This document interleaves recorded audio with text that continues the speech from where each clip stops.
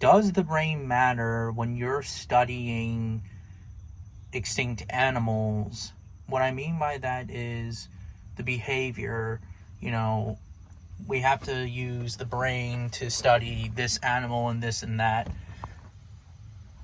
The answer to that question is yes. Even a paleontologist who studies the brains of modern and extinct animals, Dr. Larry Whitmer from Ohio State University, he does that. He CAT scans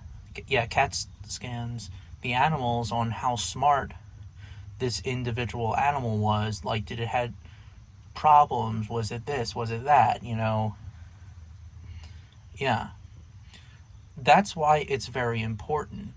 When you're studying the behavior of extinct animals, you have to look at the brain.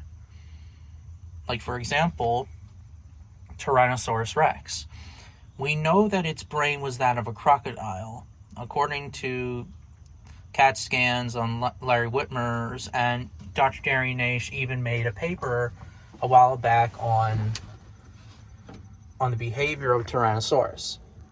Its brain was that of a crocodile, but the body was a bird. Like, it had the body of a bird, but the brain intelligence of a crocodile. It's also the same implied with the documentary Walking with Dinosaurs special, Allosaurus. Not the first episode, but the other one, the making of. They analyzed the brain on Allosaurus. So Allosaurus also had a crocodile-like brain.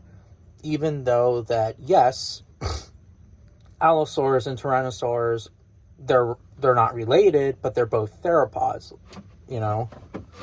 That's why it's very important.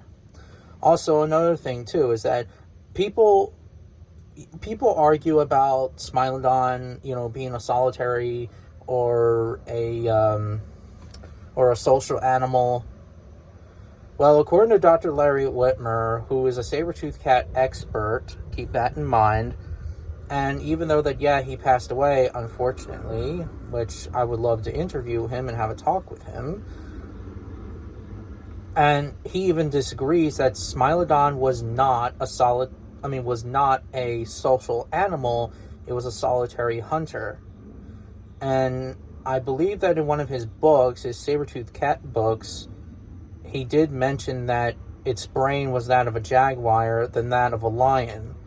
So therefore, it is a solitary hunter. And people say that, it doesn't matter if it has the brain of this animal, it still relies on groups. No, it doesn't. You have to analyze the brain. You have to look at the behavior of animals, Therefore, Smilodon was a solitary hunter. It's not rocket science, This is why I focus on experts than enthusiasts.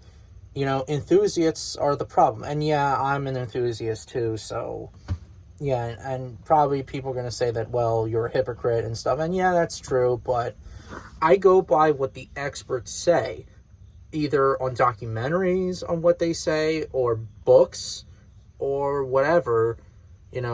Experts are the real deal. The enthusiasts like us, we make a lot of shit up, especially YouTubers. So talk to the experts, not don't make random shit up, if that makes sense. And I do make random shit up too, but that's all I'm saying, really. But anyways, analyze the brain, just study the brain.